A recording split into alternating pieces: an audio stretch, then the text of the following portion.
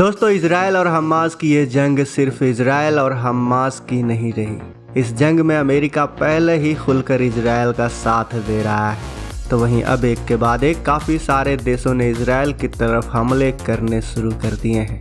Israel अब तक केवल हमास के साथ हिजबुल्ला और सीरिया से युद्ध लड़ रहा था, लेकिन अब इनसे भी कहीं ज़्यादा ताकतवर और रेबल ग्रुप यमन के हूती रेबल ने तो इजराइल पर अब तक का सबसे बड़ा हमला ही कर दिया है। और यकीन मानिए, ऐसे हमले की आशंका ना तो इजराइल को थी और ना ही उसे सपोर्ट कर रहे अमेरिका को।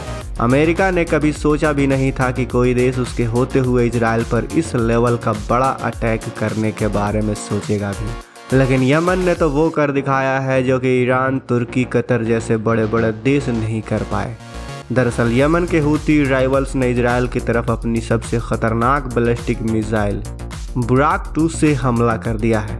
अब हालांकि इजराइल से यमन की दूरी लगभग 2000 किलोमीटर के करीब है और ये मिसाइल महज 1000 से 15 किलोमीटर की दूरी तक ही मार करने में सक्षम है।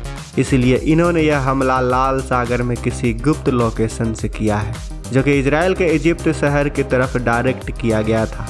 इसके साथ ही इन्होंने कुछ कॉम्बैट ड्रोन के माध्यम से भी इजराइल पर अटैक करने की कोशिश की थी और यह इजराइल पर कोई छोटा मोटा हमला नहीं बल्कि एक बहुत बड़ा हमला साबित होता दोस्तों।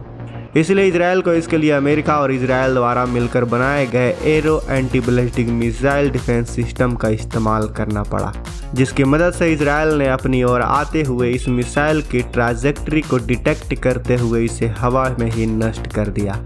आपको बता दें कि एरो डिफेंस सिस्टम एक मिसाइल डिफेंस सिस्टम है। इस सिस्टम ने इजराइल पर दागी गई सतह से सतह पर मार करने वाले मिसाइल को नष्ट कर दिया है। एरो सिस्टम को 200 किलोमीटर से अधिक दूरी वाली छोटी और मध्यम दूरी की बैलिस्टिक मिसाइल को रोकने के लिए बनाया गया था और इसके साथ ही इजरायली फाइटर जेट ने अटैकिंग कॉम्बैट ड्रोन को भी तबाह कर दिया। माना जा रहा है कि अटैक यमन के हूती रेबल्स ने ईरान के कहने पर किया है, जिसकी जिम्मेदारी लेते हुए हूती संगठन के प्रवक्ता याह्या सरिया ने कहा है कि यह हमला उन्होंने यमन के लोगों की डिमांड पर गाजा में जान गंवाने वाले सिविलियंस की खातिर किया है।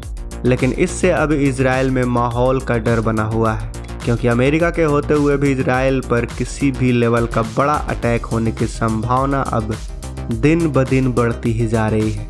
फिलहाल इस बारे में आपकी क्या राय है, कमेंट में लिखकर ज़रूर बताएं। साथ ही आगे आप किस टॉपिक पर वीडियो देखना चाहते हैं, अपनी राय हमें कमेंट में ज़रूर बताएं। वीडियो अच्छी लगी हो तो वीडियो को लाइक करें, शेयर करें और अगर आपने अभी तक इस चैनल को सब्सक्राइब नहीं किया है तो इस चैनल को भी सब्सक्राइब कर लें। मिलते हैं अगले वीडियो में। जय हिंद।